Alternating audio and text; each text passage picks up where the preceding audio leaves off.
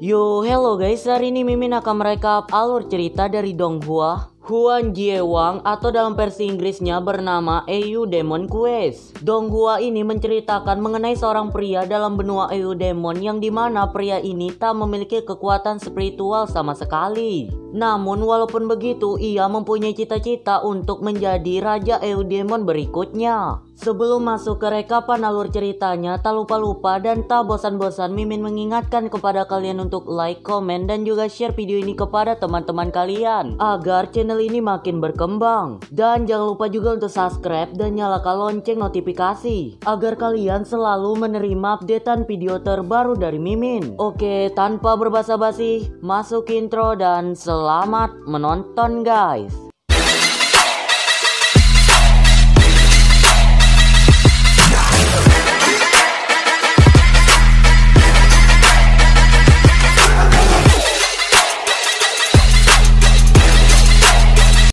Pada awal cerita yang berlatar di sebuah pedesaan, terlihatlah seorang wanita yang sedang berlari dari kejaran 3 orang pria. Yang dimana di sini dapat diketahui 3 orang pria itu ialah agen rahasia yang ditugaskan untuk menangkap nona tersebut. Beralih scene dapat terdengar seorang pemuda yang memberikan kata sambutan kepada orang-orang yang sedang makan di sebuah restoran pada pedesaan tersebut. Dan di sini dapat diketahui pemuda itu akan menceritakan suatu legenda lama yang dimana cerita ini berpusat pada pertarungan terakhir antara Tianwu dan Mowu 10 tahun yang lalu. Dari cerita pemuda ini dapat diketahui di benua Eudemon ini dipimpin oleh kuil Tianwu, yang dimana pada saat benua ini dipimpin oleh kuil Tianwu, keadaan masyarakat pada saat itu sangat makmur dan damai sejahtera. Tapi terdapat sekelompok orang yang memberontak dan pemberontak itu berada pada kuil Mowu. Dan di sini dapat diketahui pula orang-orang pada kuil Mowu sangat dikenal sebagai orang-orang yang sering berbuat kejahatan. Terlebih lagi pada saat kuil Mowu memulai pertempuran untuk menguasai dunia, dan pemimpin dari pertempuran besar ini adalah Tuan Mowu sendiri. Dapat terdengar pula pemuda ini menceritakan tentang Raja Naga yang tak terkalahkan di dunia ini. Hingga pada akhirnya Raja Naga itu dapat dikalahkan oleh seorang pemuda, yang dimana pemuda itu bernama Feng Tianqing. Dan di sini dapat terdengar Feng Tianqing membunuh Raja Naga itu dengan teknik hukuman jiwa surgawinya. Setelah itu dapat terdengar beberapa orang memuji cerita dari pemuda itu sangatlah bagus. Dan pada akhirnya dapat kita ketahui MC kita ini bernama Dokchu. Namun karena namanya yang agak susah diucapkan, Mimin panggil aja Lince. Di sini dapat terlihat ada seorang pria yang bernama Zifeng, yang dimana Zifeng ini adalah saudara dari Lince. Dan di sini Zifeng menduga bahwasannya Lince bermimpi untuk meneruskan kehendak dari Feng Tianqing. Zifeng juga berkata senada mengolok bahwasannya Lince ini sama sekali tidak memiliki kekuatan sihir. Dan karena itu Lince tidak akan mungkin meneruskan kehendak dari Feng Tianqing. Kalau ditelah secara bersama, alur ceritanya ini sama kayak Black Clover ya cuy. Lantas setelah mendengar hal tersebut dapat terdengar beberapa orang di sana tertawa terbahak-bahak, yang hal ini dikarenakan Lince yang tak memiliki kekuatan sihir sama sekali. Beralih scene dapat terlihat nona itu mencoba untuk lari sembari memberikan serangan tipis-tipis kepada 3 orang agen rahasia tersebut. Namun di sini salah seorang agen rahasia itu memberikan serangan fatal kepada nona tersebut, yang dimana efek dari serangan tersebut memicu suara gaduh dan membuat warga-warga di pedesaan itu marah-marah dikarenakan jam tidur mereka diganggu oleh 3 agen rahasia tersebut.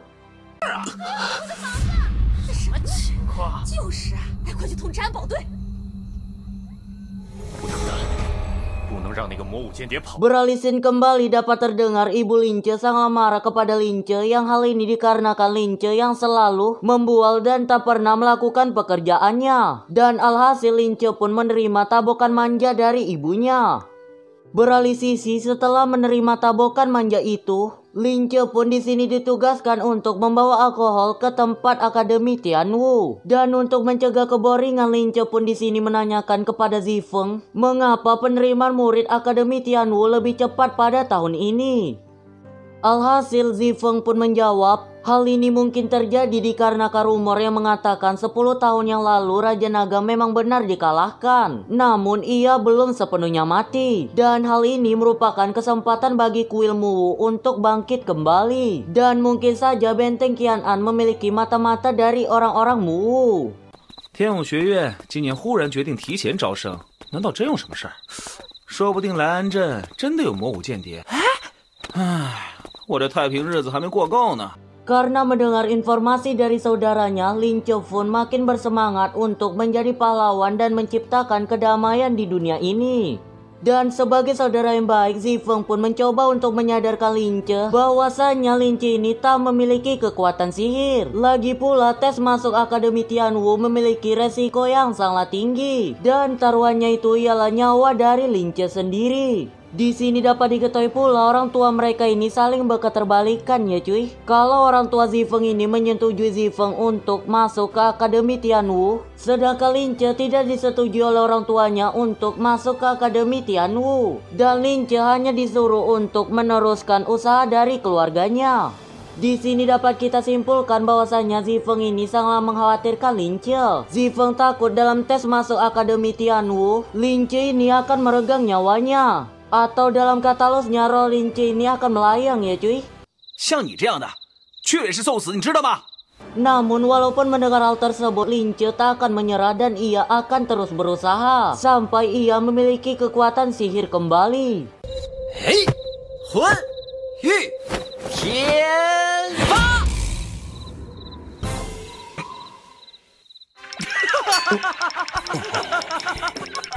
虽然看过很多次，但是还是很搞笑啊！ Di tengah tingkah jenaka mereka, tanpa sengaja Lince dan Zifeng melihat segercap bayangan hitam yang lalu lalang di atas genteng. Dan di sini Lince menduga bahwa bayangan itu ialah seorang penjahat. Dan alhasil Lince pun mengejar bayangan hitam tersebut. Setelah melakukan pengejaran yang sangat dramatis, tibalah Lince pada sebuah hutan. Dan di sini Lince melakukan pengawasan gerak-gerik dari penjahat tersebut di sebuah pohon. Dan di sini Lince menyimpulkan bahwasannya orang-orang itu benarlah penjahat, yang hal ini dikarenakan gerakan dari orang-orang tersebut sangat cepat. 这速度也太快了，这就是小野我，从小在这无忧森林里玩大的，到手。 Yang mana di sini dapat diketahui tujuan Lince mengejar penjahat-penjahat tersebut. Hal ini dikarenakan ia akan melaporkan pada pengurus desa bahwa ada gerak-gerik orang-orang yang mencurigakan. Dan mungkin saja setelah orang-orang itu tertangkap, maka Lince akan diberikan hadiah, yakni ia akan masuk ke dalam Akademi Tianwu tanpa melakukan tes sedikit pun. Di sini tanpa sengaja Lince melihat suatu aura yang seperti kumpulan kunang-kunang hijau, yang mana karena penasaran Lince pun menghampiri sumber dari energi aura tersebut. Sesampainya di sana dapat terlihat seorang wanita yang sedang dimandikan oleh pancaran hijau aura yang sangatlah menyilaukan.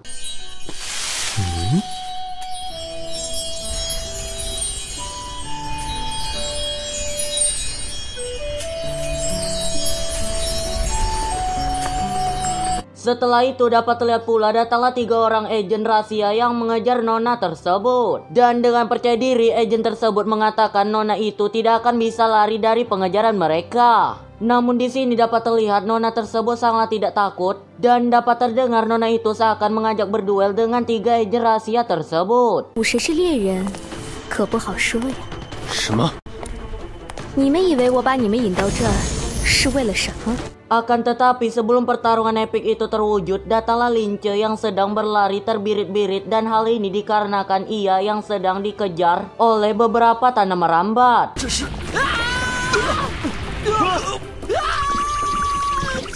Dan di sini adegan Indosiar pun tak terelakkan.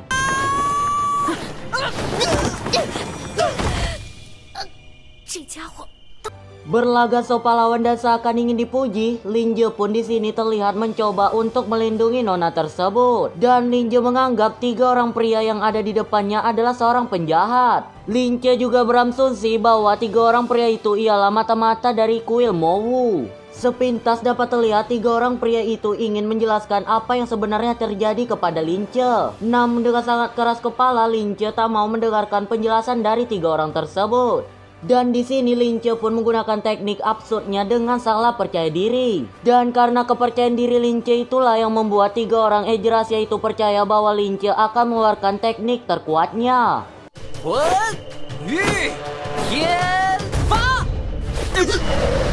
Namun tiba-tiba di belakang Lince terdapatlah iblis bunga yang seakan sedang mengamuk dan ingin memangsa manusia.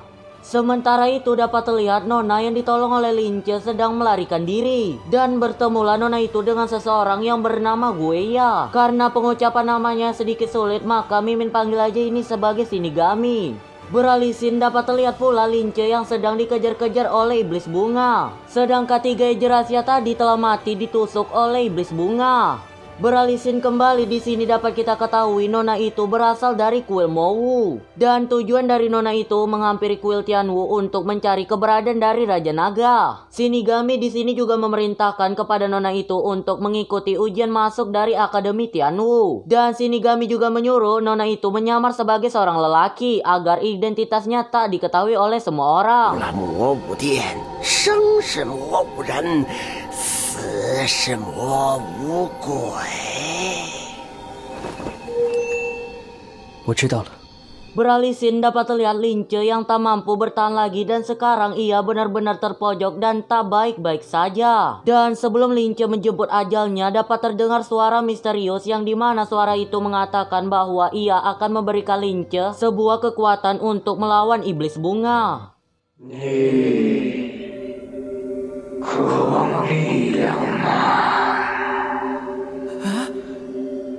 这是 Dan Lince pun setelah itu bertransformasi tubuh seorang iblis.